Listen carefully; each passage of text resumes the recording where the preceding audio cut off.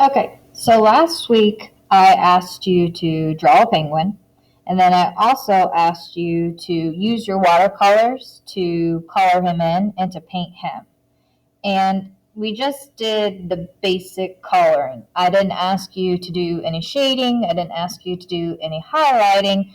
I just basically asked you to do what we call color blocking, which you find the little areas of your painting and you fill it in.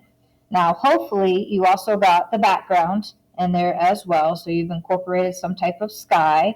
If you didn't do that, you'll have to do the sky, let it dry, and then come back and do this next step. So for the next step, what we're going to do is we're going to create some shading, but instead of using the watercolor, you're going to use the colored pencils that I put in your to-go packs. And what's going to happen is we're going to use the same color of colored pencil that we did on the watercolor to create like some shadows and some shading to make it look a little bit more 3D. So what's going to happen is we're actually going to start down here at the bottom, and this is going to be like a chunk of ice that maybe the penguin is standing on, or some snow. And what's going to happen is, because it's like a wintertime scene, since he's got his little hat and his little scarf on and everything else, to make this look more like ice and to make it look like our penguin's not floating, we're going to take our blue colored pencil and we're going to add some shading down here, like along his feet, and between his feet here, and kind of around where he would be standing on that ice. So what's going to happen is I'm just going to take my blue colored pencil and I'm going to go and do some shading. I'm just going to color in with my blue colored pencil up around where the penguin is kind of hanging out on what would be that white chunk of ice, or that snow, the white part that's there at the bottom of your project. And as I get kind of closer to like the white part of the penguin, what would be kind of like his belly area here and stuff like that, I want to make sure that I get that area, that I get around his little web feet, and then up and around where his body is kind of coming in contact with the ice or the snow. So I'm just doing kind of like a light layer of that blue colored pencil just to kind of give it the basic shadow. Okay, I'm not filling in the whole area. I'm just going around where the penguin is coming in contact with that white area at the bottom of the page. Now, the shadow is going to be a little bit darker the closer it is to the penguin. So I've got like a thin layer of blue going around where it's really touching him, that white area there around his body and around his little legs and his little feet. I'm going to go back in with my blue colored pencil. I'm going to darken in those areas. You should be able to tell a difference between kind of like the darker blue to a lighter blue. And I'm just using the same blue colored pencil, okay, but you can see like where it's closer to his body, it's going to get darker. I'm going to do that here, underneath his belly area, here in between his two little web feet. Now I'm not really doing it straight across. It's a little scratchy there. Then I'm going to come over to this right side of him and I'm going to make it a little bit darker too. And then I'm going to extend this area out a little bit with the light, kind of light pressure of the blue. Okay, and that's just going to help make him look like he's not just floating and that he's actually, standing there on the ice or on the snow. Now, anytime that you have something overlapping something else, there's going to be some type of shadow, okay? So here on his scarf is wrapped around his neck, okay? And where the tail end of the scarf is hanging down, there's going to be some shadows effects on there. There's also going to be a little bit of a shadow effect here underneath the scarf. There's not going to be so much on the top because we're going to imagine that the light is shining down. but there will be around the bottom of the scarf and then also around like the tail end of the scarf. So because the area that the scarf is touching is white, I'm going to use my black colored pencil now. And I'm going to just kind of lightly over top of those areas. And I'm going to do it over top of the black part of my penguin too. And just where the scarf is touching my penguin, there along the bottom of the scarf. I'm not going to do any on the top. I'm just going to do it along here on the bottom. And I'm going to very carefully color over top of my paper and over top of the watercolor. And I'm going to extend that black. I'm going to keep taking it around to where the scarf would kind of be like in a knot right over here.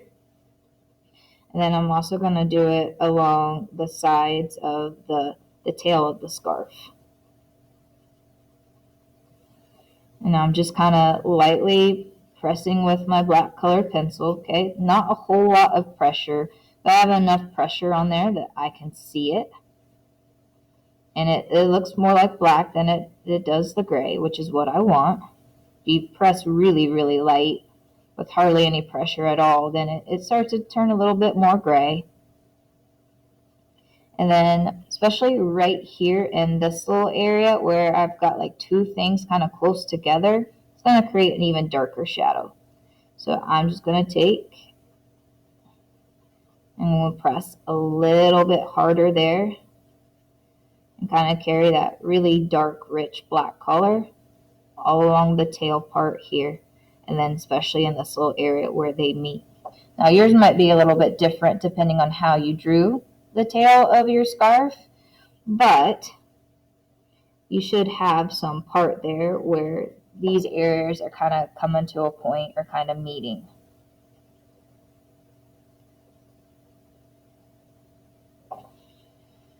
And then I'm going to, since I used purple and blue for my scarf, I'm also going to do a little bit of shading around the bottom of my scarf for that. But I'm going to use the same colored pencil, the color that I use for the watercolor. So on the purple areas, I'm going to use purple. And on the blue areas, I'm going to use blue. So I'm actually going to start with my blue colored pencil. I grabbed the wrong one. So here's my blue one. And just along the bottom of my scarf, on the blue parts of my scarf, I'm going to do that. If you did a different color scarf than I did, which is perfectly fine, you'll just use the same color pencil as you did for the watercolor. So if you did a orange and a red scarf, you'll use the orange and the red color pencils. If you did a green and a yellow scarf, then you'll use the green and the yellow color pencils. Okay, and that's just going to give it the illusion that the scarf is round. Okay, and that's what we want. So I got my blue areas of my scarf done. I'm going to move on to my purple. So I'm going to grab my purple colored pencil, and I'm just going to do the same thing. I'm not coloring all the way up. I'm just doing along the bottom to give that appearance that, that scarf is round, and there's just a little bit of shading down there, which is what we want. I'm doing the purple colored pencil on the purple watercolor parts, and I did the blue colored pencil on top of the blue scarf parts. Okay, and I'm going to do a little bit more on this side, so this is kind of like the end of the scarf. It's kind of touching my hat there. Okay, and when you if you hold your artwork back at a distance, you should be able to see, that gradual darkness. Okay, if you can't see it, then you need to go back in and apply a little bit more pressure with the colored pencils. Now, I'm just going to keep moving along, and here on his hat, the way that we drew the hat, there's like two parts to it. You have this part here, this rounded part that's kind of like an arch where it goes around his face and kind of frames the penguin's face. And then we also have this pointed part. Okay, so there's like this curved line here. So this part of the hat is going to be in front of this part back here. So I need to be able to show that. Now, yellow is a really light color. It is for a colored pencil. It also is for the watercolor as well. And sometimes when you take the yellow colored pencil over top of the yellow watercolor to do the shading, it doesn't always show up. So like if I held this back at a distance, you're not going to be able to see it very well. So when things like that happen, or if you have a yellow part, it might be helpful to use the next color that's beside it on the color wheel. It's a little bit darker, and that would be the orange. So I'm going to take my orange colored pencil, and just where that hat, the part of the hat that frames his face, is touching, what would be, I guess, the triangular part of his hat, I'm going to go over and I'm going to do some orange on there. And this is just showing that this is in front of this, or this is on top of this part in our drawing. So I'm going to do that orange over top of the yellow areas, just because that yellow is not showing up very well. And that's just the way that the yellow is. It's just a really light color, so sometimes it's really hard to shade with yellow.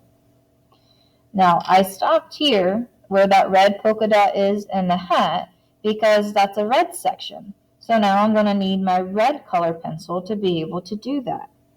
So if you did polka dots like me, or if you did stripes, or if you did, 2 different colors for your hat, you're going to have to pay attention to make sure that you're matching the right colored pencil with the watercolor color that you used. Okay, so there I have that. And then the other place where I'm going to add some shading is like with the little corners of the hat, where it is kind of behind the scarf here. It's behind the scarf a little bit here. And this would be like the bottom of the hat. So it would have some shading from where it would kind of like be in contact with what would be the penguin's shoulders. I'm going to do the same thing. So on those yellow parts, I'm just going to take my orange, because remember the yellow does not show up very well because it's such a light color. I'm going to take my orange colored pencils on that yellow part of my hat. I'm going to go around my scarf areas. I'm going to take it all the way to this point of the hat, since he kind of has a funny looking head on. I think that just kind of adds to his charm. Okay, and I'm going to continue it over on this side, make it go all the way to that point. Maybe lighten it up as I go to that point. And then on the red areas, since I have the red polka dots in his hat, and there's some of that red watercolor along the bottom, I'm going to do the same thing. So just above or on top of the red watercolor, where it kind of continues that shading along the bottom, I'm going to take my red color pencil. I'm just going to go over those red parts of my hat. Okay, so you're just going to keep doing that, and you're going to use the same color pencil as you did for the watercolor, except for yellow, because yellow is a lighter color, and just where those areas are going to come in contact and create that type of shading. So maybe even here where the hat is, touching my penguin's face, I'm going to add some shadows here, because I want him to look like he's actually wearing the hat. So I'm going to do some with my black colored pencil. I'm just going to go up so where the hat is touching my penguin's face. Just going to do some shading around here. And I know at first when you start doing this, you might think that you're ruining your project. But once you've started it, and then you go through and you keep doing the shading, and then you finish it all the way with that shading, it's really going to make it look more three-dimensional and more realistic, which is what we're going with this. So just being able to do, that shading over top, matching your color pencils with the watercolor colors, and adding those shadings in there.